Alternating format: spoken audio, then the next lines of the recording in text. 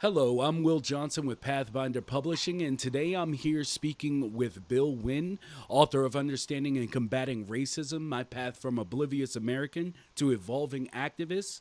You speak a lot about this book documenting an ongoing journey for yourself, and I feel like there's a very important point here for others who could be starting their own journey through your words.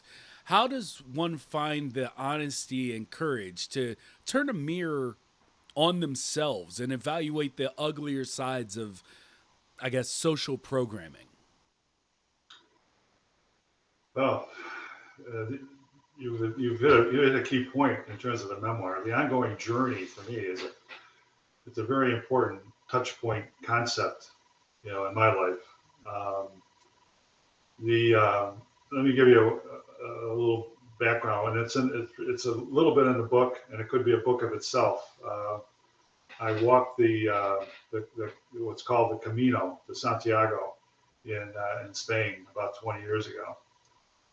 It's a 500-mile pilgrimage, and so to speak. It used to be a purportedly to see it is still where the body of Saint James the Apostle, one of the Saint Jameses, is buried in Santiago, and people from all over Western Europe would go there to primarily Western Europe to visit the shrine.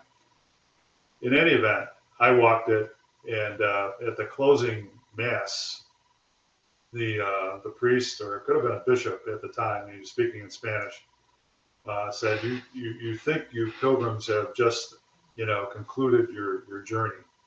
Uh, However, you're just beginning your journey. And little did I know, even in my personal life at the time, how true that was. But with the Camino, you just don't start walking 500 miles in another country without being prepared, to get back to the point of your question, Will. Um, for me personally, one point of preparation in my journey, anti-racism journey, was reading Isabel Wilkerson's book, The Warmth of Other Suns. She recently wrote Caste too, but that was a key book for me, and it wasn't intentional on my part. It was more coincidental that I even found this book, but it was preparation.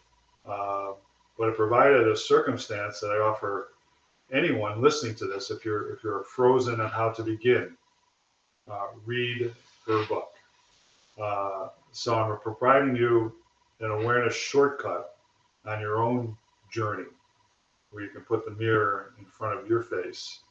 Uh, it's essentially a primer based on a true history and in-depth research on three black individuals who fled the South during the Great Migration. You would have to have a heart of stone not to be moved by at least one of their stories. One very conservative friend of mine read it based on my encouragement, and she said it opened up her eyes. So that's just one, uh, perspective, and Mm. plus mine. That said, this book jump-started my willingness to find the honesty and courage, to get back to some of the words in your question, to turn the mirror on myself. And a key foundational piece of turning the mirror is my faith, my Christian faith, premised on scriptures such as the eight Beatitudes, the Good Samaritan, the forgiveness principle of 70 times 7, and helping the blind to see. These were all foundational for me in terms of putting the mirror, on myself, especially like the Good Samaritan. Who are you in that story? And I raised that question in the book, in talking about it. So I think there's many different ways you can do it, but that's how I did it, and now I continue to do it. I guess having an open and honest, cordial conversation is always a tumultuous endeavor these days, but I've always believed that the hardest thing to do is explain racism to a non racist. But at the same time, explaining to someone that they have racism or racist tendencies within them without them knowing is just as hard. It triggers defense. So I guess my follow up question to that would be, you know, kind of asking for those people who their initial reaction is defensive, almost like as if it's you know, they take it as if they're being called full blown racist. Like, how do you blank your slate? And I guess, how did you blank your slate? Well, um, I believe alleged probable obliviousness is a much harder uh, situation with people that are in that mode because they aren't even vested in the game, so to speak, in any way. Um, I think many blacks do not understand this. I go back to one of my stories I told in another aspect of this interview, um, that you don't know what you don't know, and I didn't know. And that's what I get into that early on in the book. I was not taught Catholic, primarily in Catholic education, about the true history, and so therefore, I didn't know. And then this one black friend of mine thought that because of where she was and her experience, that we had to know. And so it's just really it's really interesting from that standpoint. So in terms of blanking the slate, in my case, I had to dig deeper, and that full awareness,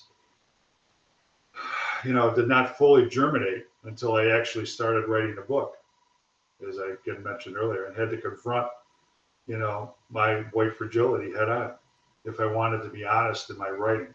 Yeah.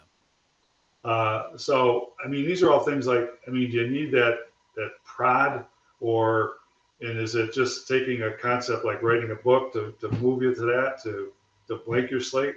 I had, blank piece of paper or on the keyboard, and the slate was blank, and I had to be honest with myself. I couldn't go on writing if I didn't. And if I couldn't trust myself to do this, I had the same friend, black friend, watching me very closely along the way. She was my key beta reviewer, and we had many conversations, and she kept me on the straight and narrow. So she helped me as well, uh, which then segues again, which I've mentioned I think a fair amount in this interview, the importance of building diverse, authentic relationships, that are so key to the journey, and keeping you on the straight path. And that's kind of how I did it.